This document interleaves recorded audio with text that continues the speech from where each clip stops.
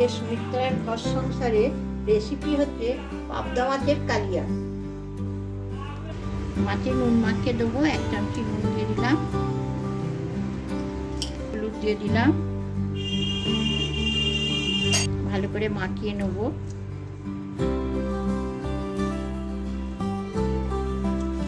এটা বড় পাবদা, আমার এখানে 400 গ্রাম মাছ আছে।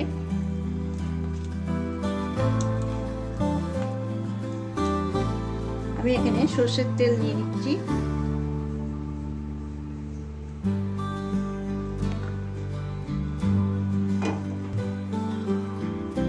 আমার তেলটা গরম হয়ে গেছে, এবার আমি মাছগুলো দিয়ে দেবো একটা একটা করে।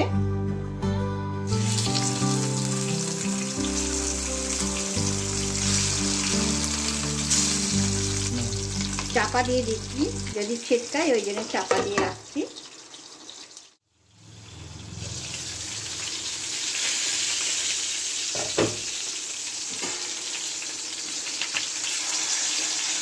ভালো করে ভেজে নিলাম, এবার উল্টে দিচ্ছি মাছগুলো। মাছগুলো একটু ফাটে, এই জন্য ভয়ও লাগছে। আবার চাপা দিয়ে দিচ্ছি, আপনারা করলে চাপা দিয়ে দিয়ে করবেন।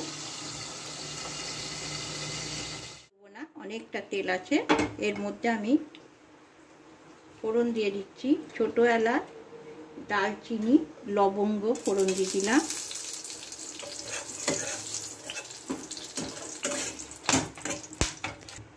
পেঁয়াজ বাটা, একটা গোটা পেঁয়াজকে বেটে রেখেছি দিয়ে দিলাম।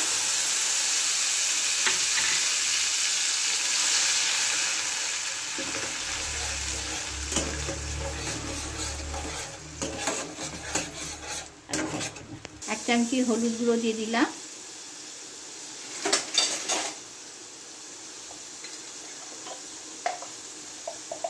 এক চামচি লঙ্কা গুঁড়ো দিয়ে দিলাম।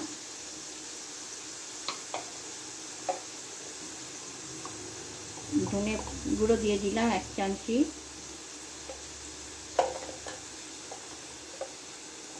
জিরে গুঁড়ো দিয়ে দিলাম 1 চামচি।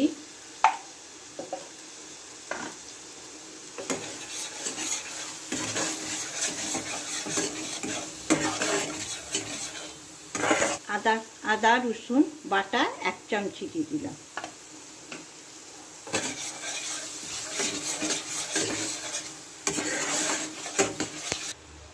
নুন দিয়ে দিলাম 1 চামচি। নুনটা যে যার মনের মতন দেবেন। এখানে আমি টমেটো বাটা দিয়ে দিচ্ছি 1 চামচি, 2 চামচি, 3 চামচি, 4 চামচি টমেটো বাটা দিয়ে দিলাম। যতক্ষণ গন্ধটা মরবে না ততক্ষণ আমি নাড়িয়ে যাব।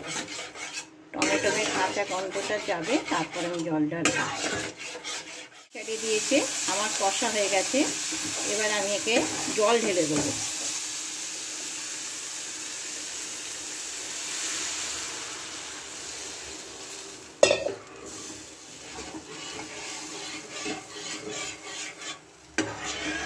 একটু ফুটে গেলে মাছগুলো দিয়ে দেবো। মাছগুলো আমি একটু দিয়ে দিচ্ছি।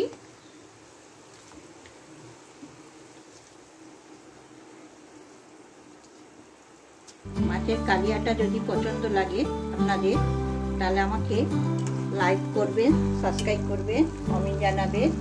আরও যদি কোনো মাছের রেসিপি দেখতে চান বলবেন, আমি করে দেখাবো। 5 মিনিট চাপা দিয়ে রাখছি, আর গ্যাসটা কমিয়ে দিয়েছি, একটু ভালো করে সেদ্ধ হয়ে যাবে মাছগুলো। আমার মাছটা হয়ে গেছে। এবার আমি কাঁচা লঙ্কা দিয়ে দিচ্ছি।